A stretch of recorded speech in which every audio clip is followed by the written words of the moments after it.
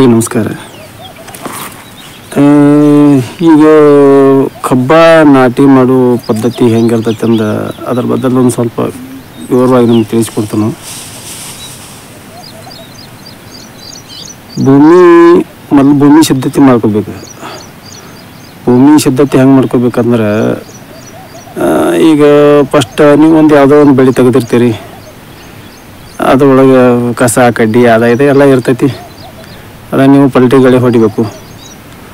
ಪಲ್ಟಿಗಳೇ ಹೊಡೆದ ಮೇಲೆ ಅಂತಿ ನೆಕ್ಸ್ಟ್ ನೀವು ಮೇಲೊಂದು ಬೇಸಿಗೆ ದಿವಸ ಎಲ್ಲ ಬೇಸಿಗೆ ಕಾಸಬೇಕು. ಹುಳ ಆಗ್ಬಿಟ್ಟು ಅಥವಾ ಏನೋ ಶಿಲೀಂಧ್ರ ಎಲ್ಲ ಪೈಲೆ ಇದ್ರಾಗ ಅವು ಎಲ್ಲ ಸೇರ್ಕೊಂಡಿರ್ತಾವೆ.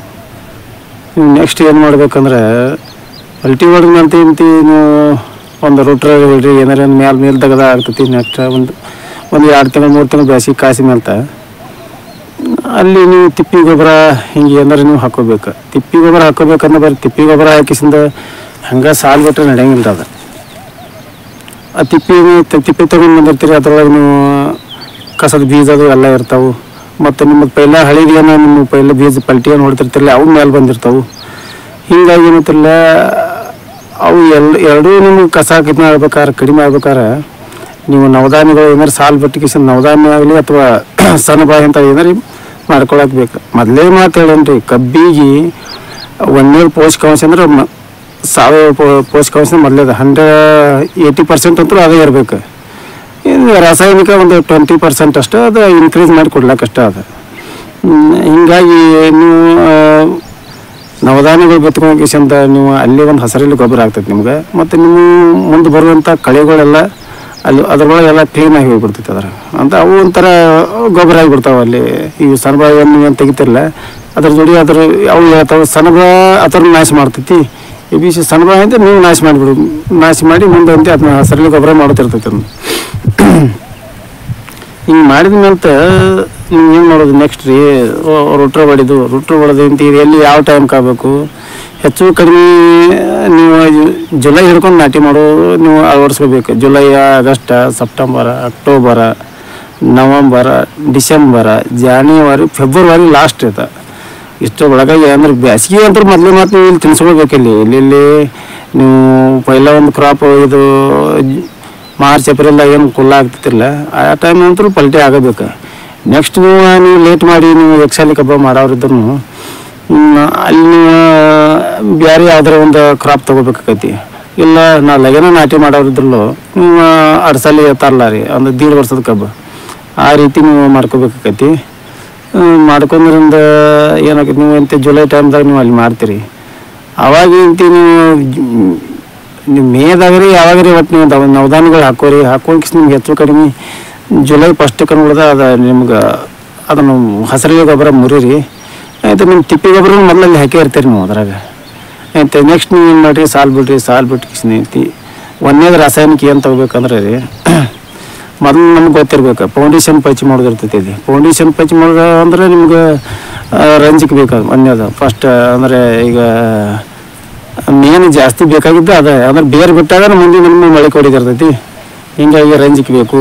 ಮುಂದೆ ಅದನ್ನು ಮ್ಯಾಲೆ ಅದಕ್ಕೆ ಆಕ್ಸಿಜನ್ ಅಥವಾ ಹಿಂಗೇನು ಮ್ಯಾಲೆ ತಗೊಂಡು ವಾತಾವರಣ ಕಡೆ ಮೇಲೆ ಎಬ್ಸ್ಕೊಂಡು ತೊಗೊಂಡ್ಬರ್ಬೇಕಾರೆ ನೈಟ್ರೋಜನ್ ಬೇಕಾಗ್ತೈತಿ.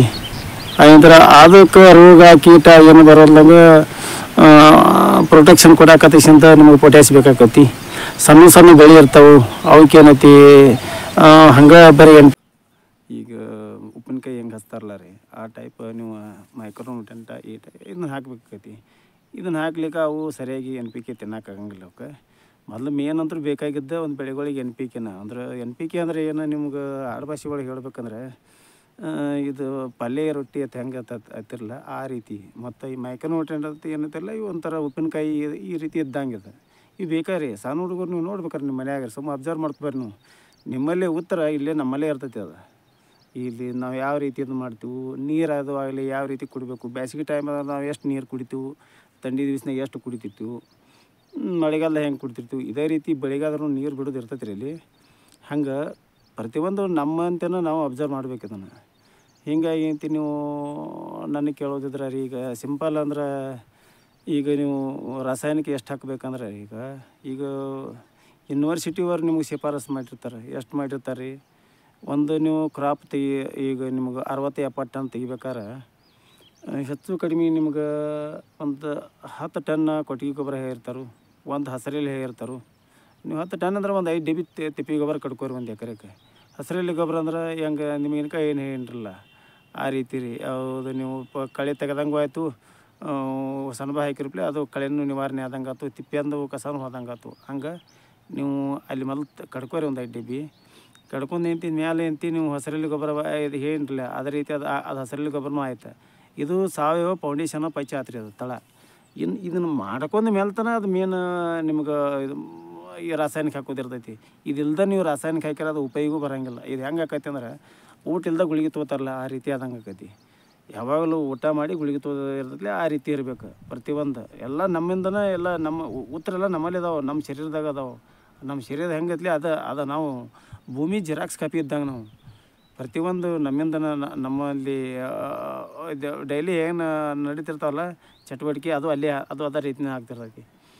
ಹಂಗೇನೈತಿ ನೀವು ನೀವು ಆರ್ಗ್ಯಾನಿಕ್ ಇದು ಪಚ್ ಮಾಡ್ಕೊಂಡೆ ನೀವು ರಾಸಾಯನಿಕ ಏನೈತಿ ಎಕರೆಗೆ ನಾನು ಕೇಳೋರದ್ರ ರೀ. ಅವರು ಎಷ್ಟು ಹೇಳಿರ್ತಾರೆ ಅಂದ್ರೆ ಈಗ ಯೂನಿವರ್ಸಿಟಿ ಅವರು 100 kg ಅಥವಾ 120 kg ಸಾರ್ವಜನಿಕ ಹೇಳ್ತಾರೆ. ಅಂದ್ರೆ ಮೇನ್ ಇದು ಯಾವತ್ತೂ ಡೈಲಿ ಬೇಕು ಅದಕ್ಕೆ ಬೆಳೆಗಳಿಗೆ. ನಿಮ್ಮ ಕ್ರಾಪ್ ಫುಲ್ಲ ಆಗೋತಕ್ಕ ಹೆಚ್ಚು ಕಡಿಮೆ ಬೇಕಾಗಿರ್ತೈತಿ. ವಾತಾವರಣದಿಂದ ಸಿಗ್ತಿರ್ತೈತಿ ಆ ಮಾತು ಬೇರೆ ರೀ. ಅಂತ ಈಗ ನಾವು ಪ್ರಯೋಗಶಾಲೆ ಕಬ್ಬ ನಾವು ಮಾಡ್ತೀವಿ ಅಂದ್ರೆ ನಮ್ಮಲ್ಲಿ ಮೊದಲು ಗೊತ್ತಿರ್ಬೇಕು ಅದು. ನೆಕ್ಸ್ಟ್ ಫಸ್ಟ್ ಏನೈತಿ ನೈಟ್ರೋಜನ್ ರೀ. ಆಮೇಲೆ ಏನೈತಿ ನೆಕ್ಸ್ಟ್ ಬರೋದು ನಿಮ್ಗೆ ರಂಜಕ, ಮುಂದೆ ಏನೈತಿ ಪೊಟ್ಯಾಷಿಯ. ಆದರೆ ಕೊನೆಯ ತಕ್ಕ ಉಳಿವು 2 ಗೊಬ್ಬರ ರೀ. ಒಂದು ನೈಟ್ರೋಜನ್, ಮುಂದೆ ಪೊಟ್ಯಾಷ್ ರೀ. ಈ ರಂಜಕತೆ ಏನು ಇರ್ತಿರ್ತಿರಲ್ಲ ಇದು ಏನೈತಿ ನೀವು 120 ದಿವಸ ತಕ್ಕ ಅಂದ್ರೆ ಫೌಂಡೇಶನ್ ಪಚ್ ಮಾಡೋದಕ್ಕೆ ಅಷ್ಟೇ ಇರ್ಬೇಕ್ರಿ ಅದು. ಅದ್ರ ಮುಂದೆ ಹಾಕಿದ್ರೆ ಅದೇನು ನೀವು ಅದನ್ನು ಬ್ಯಾಡ ಅನ್ನೋಂಗಿಲ್ಲ, ಅದು ಅಲ್ಲೇ ಏನು ಉಪಯೋಗ ಬರೋಂಗಿಲ್ಲ.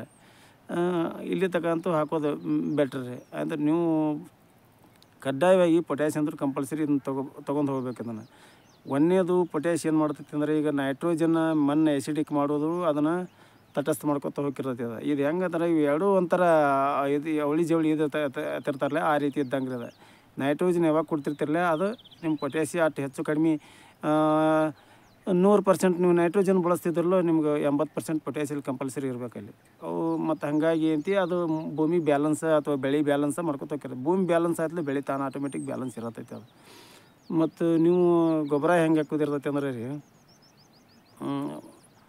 ಫಸ್ಟಿಗೆ ನಿಮ್ಮ ತಳದಾಗ ಒಂದು ಚೀಲ DAP ಅಥವಾ DAP ತೊಗೋದ್ರೆ ಅದಕ್ಕೆ ಮತ್ತು ನೀವು ನಮ್ಮ ಹೈ PH ಮಣ್ಣವರು ಇದನ್ನು ಬಂದು ವಿಚಾರಲಿ ಬಳಸಿರಿ. ಇದನ್ನು ನೀವು DAP ಬದಲು ಒಳಗೊಬ್ಬರ ಈಗ ತಟಸ್ಥ ಮಣ್ಣಿದ್ದವರು DAP ತೊಗೋರಿ. ಒಂದು ಸ್ವಲ್ಪ ಮಣ್ಣು ಕ್ಷಾರ ಒಳಗಿದ್ದಲ್ಲ PH ಲೆವೆಲ್ ಜಾಸ್ತಿ ಇರ್ತೈತಿಲ್ಲ ಅಲ್ಲಿ MAP ತೊಗೋರಿ. ಸಿಂಗಲ್ ಸೂಪರ್ ಫಾಸ್ಫೇಟ್ ತೊಗೋರಿ. 20-20-0-13 ತೊಗೋರಿ. ಈ ರೀತಿ ತೊಗೋರಿ. ಫಸ್ಟಿಗೆ ಏನೈತಿ ನೀವು ತಳದಾಗ ಈಗ ಹೆಂಗೆ ಇರಬೇಕಂದ್ರೆ ಇದು ರೇಟಿವೆ ರೀ. ತಳ ಇದು ಮಾಡೋತ್ನಾಗ ಫಸ್ಟಿಗೆನ ನಿಮ್ಗೆ ಒಂದನೇದು ರಂಜಕ ಹೆಚ್ಚಿರಬೇಕು. ಎರಡನೇದು ಹೆಚ್ಚು ಕಡಿಮೆ ನಯಾಮಯ ನೈಟ್ರೋಜನ್ ಆಗಲಿ ಈ ಪೊಟ್ಯಾಷ್ ಆಗಲಿ ಇವು ಇರಬೇಕು. ಪೊಟ್ಯಾಷ್ ಜಾಸ್ತಿ ತೊಗೊಂಡ್ರೆ ನಡೀತಿರ್ಬೇಕು. ಇನ್ನೊಂದು ಪೊಟ್ಯಾಷ್ ಇಲ್ಲಿ ಒಮ್ಮೆ ಹಾಕಿದೆಯಲ್ಲೋ ಹೆಚ್ಚು ಕಡಿಮೆ ನಿಮ್ಗೆ 50-60 ದಿವಸ ಅಂತೂ ಆರಾಮ ಜಾಗ್ತೈತೆ ಅದು. ಹೀಗಾಗಿ ಇದು ಪೊಟ್ಯಾಷ್ ನೀವು ತಳಕ್ಕೆ ಹಾಕಲ್ದನ ಬರೀ ನೀವು ಎಲ್ಲೆಲ್ಲಿ ಬೇರೆ ಬೇರೆ ಗೊಬ್ಬರ ತೊಗೊದು ಇದು ಮಾಡೋದು ಮಾಡ್ರೆ ಇಲ್ಲಿ ರೋಗನೇ ಹೋಗಿ ಸಿಕ್ಕೋ ಸಾಧ್ಯತೆ ಇರ್ತೈತಿ.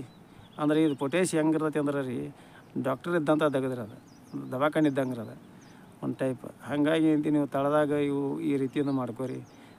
NPK ಹಾಕೋರಿ, ಒಂದು ಮೈಕ್ರೋ ನ್ಯೂಟ್ರಿಯೆಂಟ್ ಹಾಕೋರಿ. ಸೆಕೆಂಡ್ರಿ ನ್ಯೂಟ್ರಿಯೆಂಟ್ ಅಂತ ನೀವು ಮಣ್ಣು ಸಾಯಿಲ್ ಟೆಸ್ಟ್ ಮಾಡಿ ನಿಮ್ಗೆ ಅದ್ರಾಗ ಗೊತ್ತಾಕೈತಿ. ನೀವು ಬೇಕಾದ್ರೆ ಅದ್ರಾಗ ನೀವು ಮಾಡ್ಕೋರಿ. ಇಲ್ಲ ಅಂದ್ರೆ ನೀವು ಯಾವುದೇ ಗೊಬ್ಬರದಾಗ ಒಂದು ಸೇರ್ಕೊಂಡಿರ್ತಾವೆ ಅದು ನಡಿತೈತಿ. ಒಂದೇದು ನೋಡಿರಿ ಹೈ PH ಇದ್ದವರು ಎಸಿಡಿಕ್ ಬೇಸ್ ಇದ್ದಿದ್ದು ಗೊಬ್ಬರಗಳು ಬಳಸೋರಿ. ಆಯ್ತು ನೆಕ್ಸ್ಟ್ ನೀವು ಕಬ್ಬ ನಾಟಿ ಆದ್ಮೇಲೆ 25ನೇ ದಿವ್ಸಕ್ಕೆ ನೈಟ್ರೋಜನ್ ಕೊಡ್ರಿ. 45ನೇ ದಿವ್ಸಕ್ಕೆ ಕೊಡ್ರಿ. 65ನೇ ದಿವ್ಸಕ್ಕೆ ಸ್ಮಾಲ್ ಅರ್ಥಿಂಗ್ ಅಪ್ ಅಂತಂದು ಹೇಳ್ತಾರಲ್ಲಿ. ಅಲ್ಲಿ ಅಂತ ನೀವು ಒಂದು NPK ಮತ್ತು ಒಂದು ಯೂರಿಯಾ ಕೊಡ್ರಿ. ಆಯ್ತು ನೆಕ್ಸ್ಟ್ ನಿಮಗೆ ಅಂತಿ ಬೋಧಿ ಎರ್ಸೋದು ಬರತ್ತೆ. ಅಲ್ಲಿ ಅಂತಿ ಒಂದು ಮೇನ್ ಗೊಬ್ಬರ ಹೆಂಗಿರತ್ತೆ ಅಂದ್ರೆ ರೀ ತಳ ಮತ್ತು ಮುಂದೆ ಬೋಧಿ ಎರ್ಸೋದು ಇವು ಎರಡು ಒಂಥರ ಇದಕ್ಕೆ ಅದು ಕೂಸಿ ಹುಟ್ಟಿದಂಗೆ ಅಲ್ಲಿ ಅಂತಿ ಒಂಥರ ಅದು ಮೆಚುರಿಟಿಗೆ ಬರತ್ತಲ್ಲ. ಆ ಮೆಚುರಿಟಿ ಅಂದ್ರೆ ಇದು ಯಂಗ್ ಸ್ಟೇಜ್ ಇರ್ತಾರಲ್ಲ ಅಂತಾರೆ ಕಾರ್ಯ ಮಾಡಿದಂಗೆ ಆ ರೀತಿ ಅಲ್ಲಿ ಒಂದು ಚಲೋ ಹಿಂಗೆ ಗೊಬ್ಬರ ತೊಗೋರಿ. ಅಲ್ಲಿ ಶಿಸ್ತಂಗೆ ಇವು ಮೇನ್ ಇಲ್ಲಿ ಕಂಪಲ್ಸರಿ ಇರಬೇಕು. ಇವ್ನು ತೊಗೊಂಡ್ಮೇಲೆ ಅಂತ ನೆಕ್ಸ್ಟ್ 120 ದಿವ್ಸಕ್ಕೆ ಬ್ಯಾಕ್ಟೀರಿಯಾಗಳು ಬಿಡ್ರಿ, ಅಂದ್ರೆ ಮೇನ್ ಬ್ಯಾಕ್ಟೀರಿಯಾನು ಬರ್ತೈತಿ ಇಲ್ಲಿ. ಅಂದ್ರೆ ಏನು ನೀವು ಗೊಬ್ಬರ ಕೊಟ್ಟಿರ್ತೀರಿ ರಾಸಾಯನಿಕ, ನೀವು ಕೊಟ್ಟು ಬ್ಯಾಕ್ಟೀರಿಯಾಗಳು ಅಲ್ಲಿ ನಾಶ ಆಗಿರ್ತಾವೆ. ಹಿಂಗಾಗಿ ಏನಂತೀನಿ ನೀವು ಅದನ್ನು ಬ್ಯಾಕ್ಟೀರಿಯಾ ಅಲ್ಲಿ ತಗೋರಿ, ಅದನ್ನು ನಿಮ್ಮ ಗೊಬ್ಬರ ಏನು ಕೊಟ್ಟಿರ್ತೀರ ಅದು ಅಲ್ಲೇ ವೇಸ್ಟ್ ಆಗ್ತಿರ್ತೈತಿ. ಅದನ್ನು ಅವೈಲೇಬಲ್ ರೂಪಕ್ಕೆ ತಂದು ಕೊಡ್ತಾವೆ. ಮತ್ತು ಮುಂದೆ ನೆಕ್ಸ್ಟ್ ಏನಂತೀನಿ ನೀವು ಕ್ಯಾಲ್ಸಿಯಂ ನೈಟ್ರೇಟ ಈ ರೀತಿ ಗೊಬ್ಬರ ಬರ್ತಾವೆ. ಅವು ಕಬ್ಬಿನ ಗಣಿಗೆ ಸೀಳಲ್ದಂಗೆ ಬೋರಾನ್ ಬರ್ತೈತಿ, ಅದನ್ನು ಹಾಕೋರಿ. ಮತ್ತು 150 ದಿವಸ ಬರ್ತೈತಿ ಅಲ್ಲಿ ನೀವು ಎನ್ ಮತ್ತು ಕೆ ಹಾಕೋರಿ. ಅಂದ್ರೆ ಅಮೋನಿಯಂ ಸಲ್ಫೇಟ ಮತ್ತು ಪೊಟ್ಯಾಷಿಯ ಎಷ್ಟು ನೀವು 20-25 ಮಾಡ್ಕೋರಿ, ಇಲ್ಲ 50-50 ಮಾಡ್ಕೋರಿ, ಇಲ್ಲ 50-25 ಮಾಡ್ಕೋಬೋದು. ಭೂಮಿ pH ಲೆವೆಲ್ ಮೇಲೆ ಬರ್ತೈತಿ ಅದು. ಆಯ್ತು, ಪ್ರತಿ ತಿಂಗಳು ಒಟ್ಟು ನೀವು ಯಾವುದೋ ಮರ್ತರೂ ನೈಟ್ರೋಜನ್ ಮರ್ಯಾಕೆ ಹೋಗಂಗಿಲ್ಲ.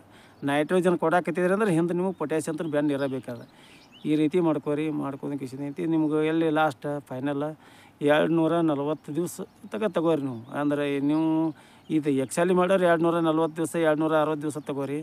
ಅಡ್ಸಾಲಿ ಏನು ಮಾಡ್ತಿರಲ್ಲ ಸ್ವಲ್ಪ ಜಾಸ್ತಿ ತಗೋರಿ. ಅಂದರೆ ನಿಮ್ಗೆ ಹೆಚ್ಚು ಕಡಿಮೆ ತೊಡೆ ವಯಸ್ಸು ಹೆಂಗೆ ಬರ್ತೈತೆ ಆ ರೀತಿ ಕಡಿಮೆ ಮಾಡ್ಕೋತ ಗೊಬ್ಬರ ಹೋಗ್ರಿ. ಮೊದಲು ಮೇನ್ ಅಂತರೂ ಜಾಸ್ತಿ ಗೊಬ್ಬರ ತಿನ್ನೋದಂದ್ರೆ ಇದು 120ರಿಂದ 240 ದಿವಸ, ಅಥವಾ ಅಂದರೆ 8 ತಿಂಗಳ ದಿವಸ ಅಥವಾ 10 ತಿಂಗಳು ತಳಿ ಮೇಲೆ ಡಿಪೆಂಡ್ ಆಗ್ತೈತಿ. ಆ ರೀತಿ ನೀವು ಗೊಬ್ಬರ ಜಾಸ್ತಿ ಮಾಡ್ಕೊಂಡು ಒಂದು ಲೆವೆಲ್ ತಗೋರಿ.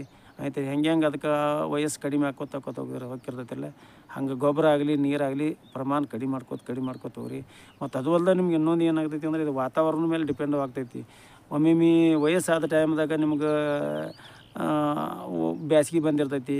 ಅಂದ್ರೆ ಫಸ್ಟಿಗೆ ನೀವು ಫಸ್ಟಿಗೆ ಹಿಂಗೆ ಜುಲೈದಾಗ ಹಿಂಗೆ ಹಚ್ಚಿರ್ತೀರಿ. ಅದಕ್ಕೂ ಒಂದು ಸ್ವಲ್ಪ ಹೆಂಗೆ ಮೆಚುರಿಟಿ ಮುಗಿಯಾಕೆ ಬಂದಿರ್ತೈತಿ, ಅಲ್ಲಿ ನೀವು ಅದನ್ನು ನೋಡ್ಕೊಂಡು ಮಾಡಿರಿ. ಮತ್ತು ಇಲ್ಲ ನೀವು ನ್ಯಾಚುರಲ್ ಏನು ಬರ್ತಿರ್ತೈತಿ ಅವು ಹೆಚ್ಚು ಕಡಿಮೆ ಥಂಡಿ ದಿವ್ಸಕ್ಕೆ ಬಂದಿರ್ತೈತಿ ಮೆಚುರಿಟಿ, ಅಲ್ಲಿ ಅವಕ್ಕೂ ವಯಸ್ಸು ಮುಗಿಯಾಕೆ ಬಂದಿರ್ತೈತಿ. ಆಯ್ತು, ನಿಮ್ಮದು ಅಲ್ಲಿ ಮಳೆಗಾಲ ಇರ್ತೈತಿ, ನೀವೇನು ಅಷ್ಟೇನು ಹಾಕ್ತಿರಂಗಿಲ್ಲ. ಹಿಂಗಾಗಿ ಅದಕ್ಕೆ ಹೊಂದಾಣಿಕೆ ಆಕೈತಿ. ಈ ರೀತಿ ಮಾಡ್ಕೊರಿ. ನೀವು ಮಾಡ್ಕೊಂಡಿಂದ ನಿಮ್ಗೆ ಏನಂತಿ ಇಳುವರಿ ಒಳಗೆ ಜಾಸ್ತಿ ನಿಮ್ಗೆ ಸಿಗಾಕತ್ತೈತಿ. ಹಿಂಗೆ ಮಾಡಿರಿ. ಮತ್ತು ಮುಂದೆ ಮತ್ತೆ ನೋಡೋಣ.